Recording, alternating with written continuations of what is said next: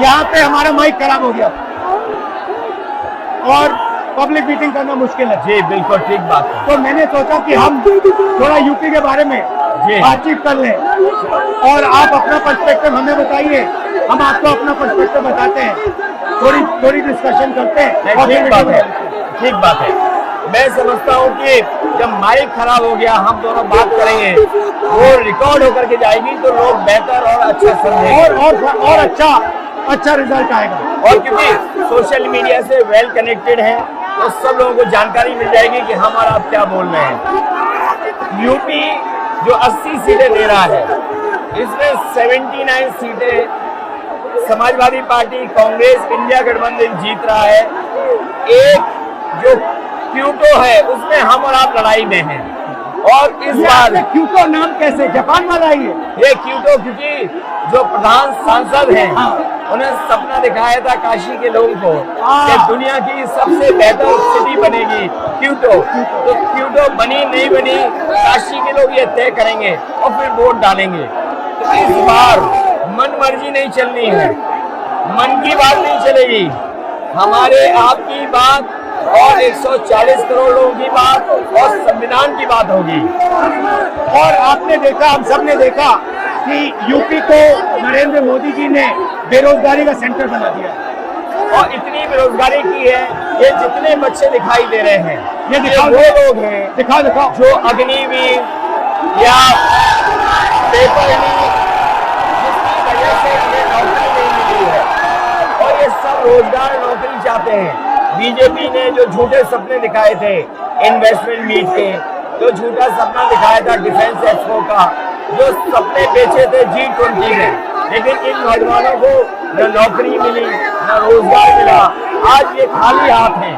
तो इसलिए हमें और आप मिल के जो आपने कहा, जो इंडिया गठबंधन कह रहा है कि 30 लाख बच्चों को नौकरी दी जाएगी, उस दिशा में हम लोग काम करेंगे। और पहली नौकरी पक्की स्कीम जिसके माध्यम से हर ग्रेजुएट को नौकरी का अधिकार, बेहतरीन ट्रेनिंग और बैंक अकाउंट में 1 लाख रुपए साल के। आपने नोट किया कि मोदी जी खटाखट बोलने शुरू कर दिए। ये आपके खटाखट के बाद वो रटारट खटाखट कर रहे हैं।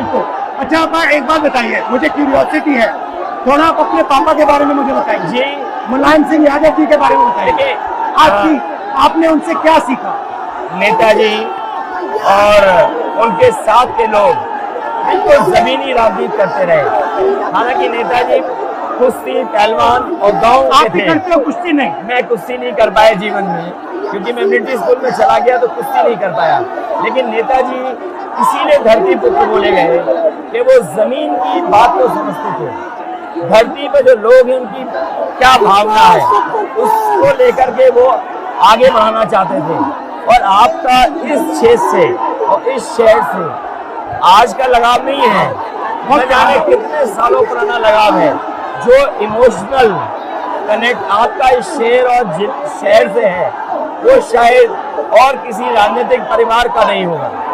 तो नेताजी से उनका हार्डवर्क और अपने लक्ष्य के लिए लगातार काम करते रहना, जो गैर बराबरी की लड़ाई डॉक्टर राम मनोहर लोहिया यहीं लड़े थे। हालांकि हमारी आपकी विचारधारा की यहाँ टकराव रहा, लेकिन हमारे व्यक्तिगत या जो सिद्धांत में कभी समझौता नहीं हुआ। सिद्धांत को लेकर के हमने आपके साथ खड़े हुए और कई बार खड़े हुए, और आपकी भी पार्टी सिद्धांत से बहुत करीब रही समाजवादियों के। बट मुझे लगता है कि अब एक नई तरीके की पार्टनरशिप बन रही है, क्योंकि जो इस बार हमारा कोऑपरेशन है, शायद पहले ऐसा कोऑपरेशन नहीं हुआ। मतलब बिल्कुल सब जुड़ गए। सबसे अच्छा ये है कि जितना उन्होंने कहा 2 लड़कों की जोड़ी, उतना युवा आपसे, हमसे, इंडिया गठबंधन से और जुड़ गया। तो ये नेचुरल अलायंस है, और नेचुरल अलायंस इसलिए लोग महसूस कर रहे हैं कि वो चाहते हैं कि नौकरी और रोजगार मिले, नौकरी और रोजगार मिले। तो ये बड़ी भावना है कि हमसे आपसे ये यूथ कनेक्ट कर रहा है। सबसे बड़ी बात, महंगाई की चोट सबसे ज्यादा इन लड़कों को लगती है। हमारी थिंकिंग है और आपकी भी है कि ये जो 22-25 लोगों को नरेंद्र मोदी जी ने पूरा का पूरा धन पकड़ा है, उसको ठीक करने के लिए जो हमारे युवा हैं, माताएं बहनें हैं, उनको डायरेक्ट बैंक अकाउंट में पैसा देना। देखिए, ये जो लोगों के पास पैसा पहुंचने से जो अर्थव्यवस्था को लाभ मिलेगा, मैं समझता हूँ इनका भाग्य भी बनेगा और देश की अर्थव्यवस्था ही बेहतर होगी।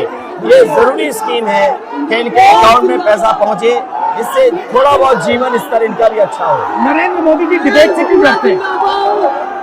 क्योंकि वो सच का सामना नहीं करना चाहते। पूरा उनका झूठ का गुब्बारा है।